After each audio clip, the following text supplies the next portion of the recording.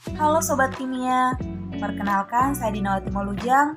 Pada kesempatan kali ini saya akan menceritakan salah satu produk makanan khas dari daerah saya, yaitu dari daerah Endelio, dan bagaimana kaitannya dengan ilmu kimia. Untuk produk makanan khas yang akan saya bahas yaitu kue alun-dene.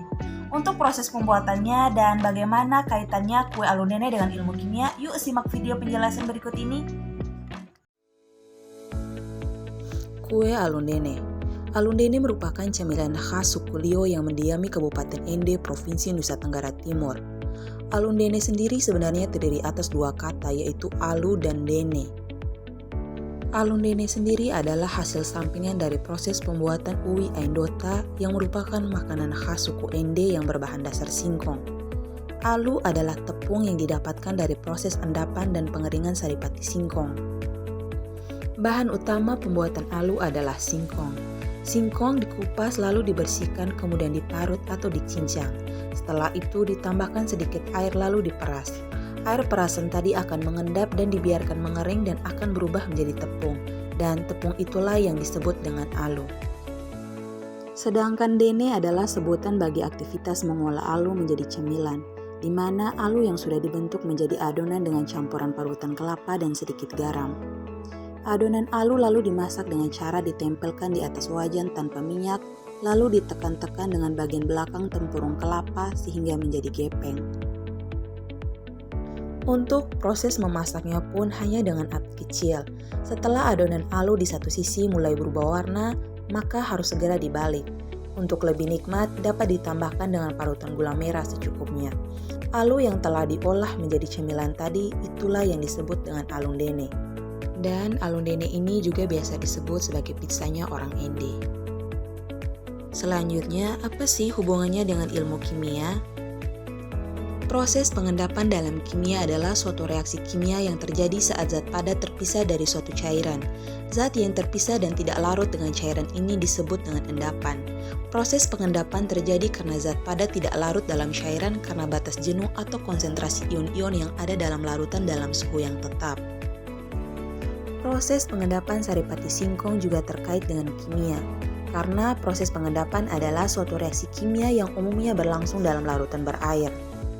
Dalam proses pengendapan saripati singkong, reaksi kimia yang berlangsung adalah reaksi pengendapan, yang berupa reaksi antara zat cair dan zat padat. Reaksi pengendapan dapat dikatakan terjadi apabila reaksi tersebut menghasilkan endapan. Endapan yaitu zat padat yang tidak larut dalam cairan tersebut. Proses pengendapan tergantung pada kondisi jenuh atau batas sebuah zat padat bisa larut dalam cairan, suhu, dan konsentrasi ion-ion yang ada dalam larutan. Nah, itu dia teman-teman proses pembuatan kue alun-dene dan hubungannya dengan ilmu kimia. Sampai jumpa! Teman-teman, perkenalkan saya Alexandra Lydia Manehat. Saya berasal dari Kabupaten Timur Tengah Utara atau yang sering teman-teman dengar dengan sebutan Kota Kefamananu. Nah, pada kesempatan kali ini saya akan menceritakan sedikit tentang adat, istiadat, dan kebiasaan dari masyarakat Timur Tengah Utara yang berkaitan dengan ilmu kimia. Nah, untuk mengetahui apa sih kebiasaan dan adat istiadat masyarakat Timur Tengah Utara yang berkaitan dengan ilmu kimia, yuk simak video penjelasan berikut.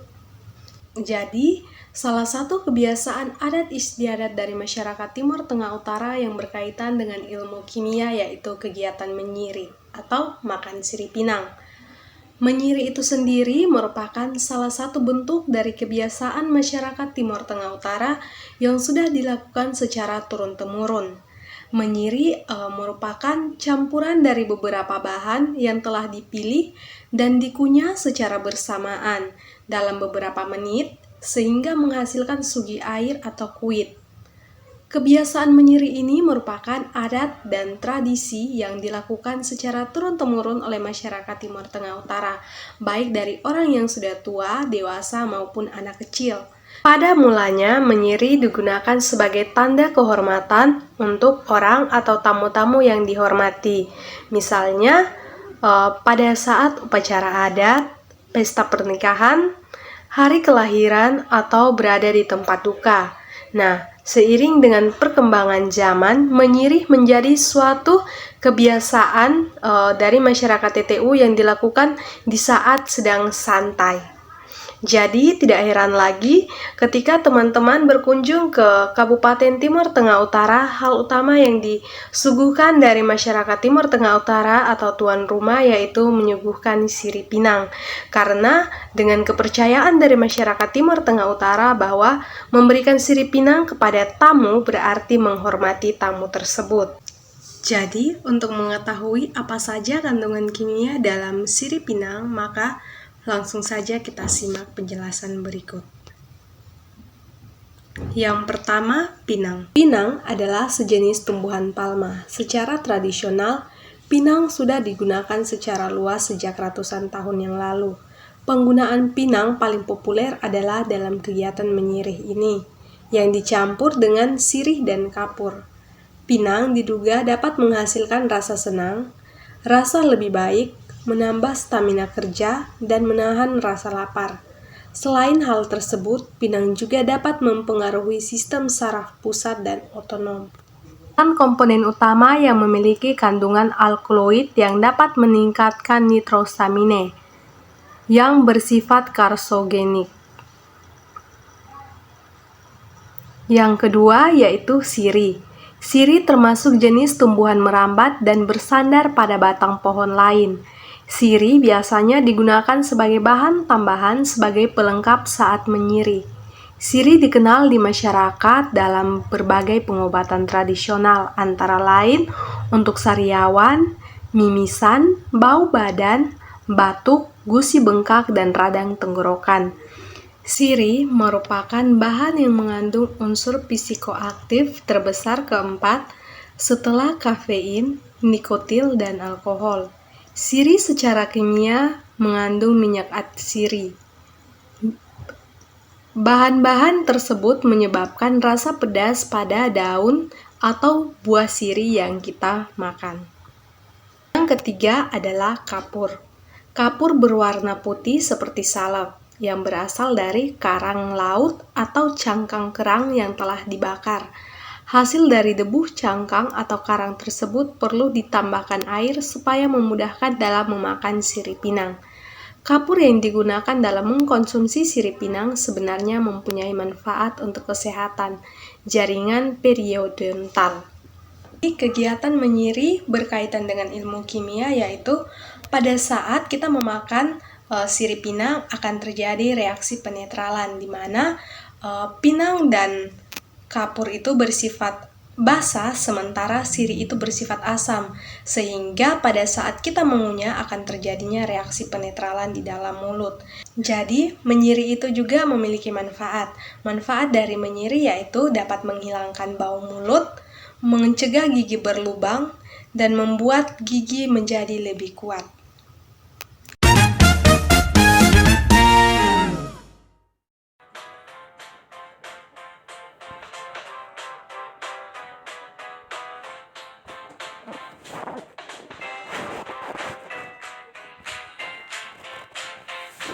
Halo teman-teman semua, perkenalkan nama saya Mariam Dwi Putri Banlo, asal saya dari Alor. Nah, pada kesempatan kali ini saya akan menjelaskan atau menceritakan budaya yang ada di Alor dan kaitannya dengan ilmu kimia. Jadi teman-teman, Kabupaten Alor memiliki suatu kebiasaan yang sudah menjadi budaya orang-orang atau masyarakat di sana. Nah, budaya yang dimaksud merupakan budaya makan sirih pinang. Jadi teman-teman, di Kabupaten Alor memiliki suatu kebiasaan yang sudah menjadi budaya orang-orang atau masyarakat di sana. Nah, budaya ini dikenal sebagai budaya makan sirih pinang. Budaya makan sirih pinang ini walaupun budaya serapan, tetapi sudah menjadi tradisi orang-orang di sana sebagai salah satu bentuk penghormatan orang-orang kepada tamu yang berkunjung. Hal ini dilakukan sejak zaman dahulu kala oleh nenek moyang yang berada di Kabupaten Alor. Jadi teman-teman, makan sirih pinang ini dilakukan oleh nenek moyang sejak zaman dahulu kala, yang dipercayai mereka bahwa dengan memakan sirih pinang akan menguatkan gigi. Nah, hal ini berkaitan dengan ilmu kimia, di mana bahwa zat asam yang dihasilkan dari proses fermentasi sisa makanan dalam rongga mulut akan bergerak dengan kapur atau CaO yang bersifat basah. Ketika kapur tersebut bereaksi dengan kandungan air di dalam rongga mulut, yaitu H2O, maka akan menghasilkan kalsium hidroksida atau CaOH 2 kali. Kemudian, selain proses reaksi asam basa yang terjadi pada saat makan sirip pinang ini juga terjadi adanya faktor laju reaksi yang terjadi dalam proses makan sirip pinang ini, di mana proses penambahan kapur menyebabkan laju reaksi meningkat yang mengakibatkan perubahan warna pada proses makan sirip pinang, yaitu menjadi warna merah. Kemudian teman-teman, ternyata dalam buah pinang mengandung senyawa kimia, yaitu ada alkaloid, sponin, dan tanin, di mana senyawa metabolit sekunder adalah senyawa yang dihasilkan oleh tanaman dalam jumlah tertentu, tetapi tidak berperan langsung dalam pertumbuhan tanaman. Oke teman-teman semua, demikian video penjelasan dari saya. Semoga bermanfaat. Bye-bye.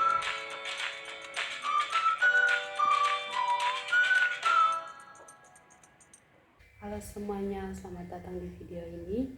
Kenali asalku, saya Niki Rawati Lolana, NIM 2101060056, berasal dari Pulau Rote. Baik, jadi di sini saya akan jelaskan tentang apa itu budaya dan budaya apa saja yang ada di Pulau Rote serta dengan produk khas di Pulau Rote. Jadi budaya adalah suatu cara hidup yang berkembang dan dimiliki oleh sekelompok orang yang kemudian diwariskan dari generasi ke generasi selanjutnya. Budaya berkaitan dengan budi dan budaya yang ada di Pulau Rote adalah budaya yang terdiri dari berbagai aspek, termasuk adat, seni, pendidikan, kebudayaan, dan lingkungan. Pulau Rote ini merupakan salah satu pulau paling selatan dalam jajaran Kepulauan Nusantara Indonesia. Penduduk orang Rote juga selain mendiami Pulau Rote, tetapi mereka juga mendiami pulau-pulau kecil yang mengelilingi Pulau Rote, antara lain Pulau Dao, Dana, Pulau Panama, Pulau Usu, Pulau Manuk, Pulau Do, Pulau Helena, Pulau Lambu, dan pulau-pulau kecil lainnya. Jadi untuk produk khas dari Pulau Rote saya mengambil salah satu, yaitu gula air. Nah, jadi untuk gula air merupakan gula yang dibuat dari bahan dasar nira dari pohon lontar. Gula air ini juga merupakan salah satu produk khas yang berasal dari Pulau Rote. Nah, gula air dalam bahasa Rote disebut dengan Tuan Nasu. Pulau Rote dikenal sebagai sentra utama penghasil gula air. Namun tidak hanya di Pulau Rote, tetapi terdapat juga di beberapa daerah yang memproduksi gula air dari pohon lontar, misalnya Pulau Sabu. Untuk proses pembuatan gula air, yang pertama mempersiapkan alat. Jadi sebelum pengambilan nira, kita membutuhkan beberapa alat seperti pisau, ember, atau wadah penampung yang biasanya dalam bahasa Rote disebut dengan kokondak. Yang kedua, pengerisan. Dalam tahap pengerisan, seorang pengambil nira akan memotong bagian pangkal batang pohon lontar dengan menggunakan pisau tajam. Potongan tersebut biasanya terbentuk diagonal atau melintang pada batang pohon. Yang ketiga, menampung nira. Setelah pohon lontar diiris, nira akan mengalir keluar dari pangkal batang yang telah dipotong. Kemudian nira ditampung menggunakan ember atau wadah penampung yang telah disiapkan. Yang berikut untuk penyimpanan dan pengolahannya, nira telah ditampung kemudian dapat disimpan dalam lontar atau wadah lainnya untuk proses selanjutnya. Nah, nira ini dapat diolah menjadi berbagai produk seperti gula air, gula semut, atau gula lempeng. Gula air ini juga memiliki kaitan dengan kimia karena merupakan campuran kompleks gula sederhana seperti sukrosa, glukosa, dan fruktosa yang dihasilkan melalui proses fotosintesis dalam daun pohon lontar. Proses ini melibatkan reaksi biokimia dan jalur metabolik di dalam tumbuhan. Selain itu, gula air ini juga dapat mengalami fermentasi oleh mikroorganisme seperti ragi yang merupakan proses kimia di mana gula diubah menjadi alkohol dan gas seperti dalam pembuatan tuak atau arak tradisional. Sekian dari saya dan terima kasih telah menonton video ini. Kesan dari saya, mari kita tetap menjaga dan melestarikan kebudayaan kita sehingga kita tidak dapat melupakan identitas budaya dari daerah kita sendiri. Assalamualaikum warahmatullahi wabarakatuh. Perkenalkan, nama saya Nur Indriani Wasing dengan NIM 21010600094. Pada video kali ini saya akan menjelaskan salah satu budaya daerah saya yang berkaitan dengan kimia. Baik, sebelum itu saya akan memperkenalkan asal saya dari Ruki, Desa Saminasi Tengah, Kecamatan Riung, Kabupaten Ngada. Satu budaya yang ada di Riung yaitu mengunyah sirih pinang. Budaya mengunyah sirih pinang di Riung ini biasanya dikenal dengan sebutan Megang Benebul atau yang bisa disebut dengan sepa. Sesuai dengan sebutannya, aktivitas ini dilakukan dengan meracik beberapa bahan seperti daun sirih, buah sirih, buah pinang, dan juga kapur sirih. Riung ini mengonsumsi sirih pinang dengan cara menggigit dan mengunyah daun sirih atau buah sirih bersamaan dengan pinang, lalu ditambahkan dengan kapur sirih yang secukupnya. Perpaduan antara keempat bahan inilah yang nantinya akan menimbulkan rasa sepat dan sensasi panas serta menghasilkan warna coklat kemerahan pada mulut. Adapun bahan-bahan yang digunakan dalam mengunyah sirih pinang, yang pertama itu ada buah sirih. Buah sirih dalam bahasa Riung biasanya disebut dengan vul. Yang kedua itu ada daun sirih. Daun sirih dalam bahasa Riung biasanya disebut dengan songkalah. Yang ketiga itu ada kapur sirih. Kapur sirih dalam bahasa Riung itu biasanya disebut dengan tagang. Yang keempat itu ada pinang. Pinang dalam bahasa Riung biasanya disebut dengan vene. Kandungan bahan kimia dalam bahan-bahan. Yang pertama itu ada daun sirih. Kandungan senyawa kimia yang paling banyak dan dominan dalam daun sirih adalah minyak atsiri, yaitu hingga 60%. Komposisi minyak atsiri ini terdiri dari senyawa fenol seperti eugenol, kafikol, karfakol, dan kafibetol. Terdahulu meyakinkan bahwa dengan mengunyah sirih pinang dapat menguatkan gigi, menyembuhkan luka kecil dalam mulut, menghilangkan bau mulut, dan dapat menghentikan pendarahan gusi. Kedua itu ada buah sirih. Buah sirih, ketika kita mengunyah buah sirih, rasa yang dihasilkan adalah rasa pedas sama seperti rasa daun sirih. Karena rasanya yang sama, maka masyarakat Riung biasanya hanya mengonsumsi salah satu antara buah sirih atau daun sirih. Jika sudah mengonsumsi daun sirih, maka tidak perlu mengonsumsi buah sirih lagi, dan begitu pula sebaliknya. Untuk kandungan kimia dalam buah sirih juga sama seperti daun sirih, di mana kandungan utama yang paling banyak adalah minyak atsiri. Yang berikut ada buah pinang. Saat kita mengonsumsi buah pinang, baik buah pinang yang masih muda maupun buah pinang yang sudah kering, rasa yang ditimbulkan berupa rasa pahit dan getir di lidah. Rasa pahit dan getir yang dihasilkan berasal dari senyawa alkaloid arekolin atau C8H13NO2 yang terkandung dalam buah pinang. Hampir semua senyawa alkaloid merupakan senyawa yang bersifat basa lemah. Hal ini disebabkan oleh adanya pasangan elektron bebas pada atom nitrogen yang ada dalam molekul alkaloid. Yang berikut, yang terakhir tuh ada kapur sirih. Ketika kita mengunyah sirih pinang, masyarakat Riung selalu menambahkan dengan yang bahan tambahan berupa kapur sirih. Menurut pendapat masyarakat Riung, jika mengunyah sirih pinang belum lengkap jika belum ada kapur sirih. Kapur sirih ini digunakan sebagai campuran sirih pinang untuk menambahkan cita rasa dan untuk memerahkan warna kunyahannya.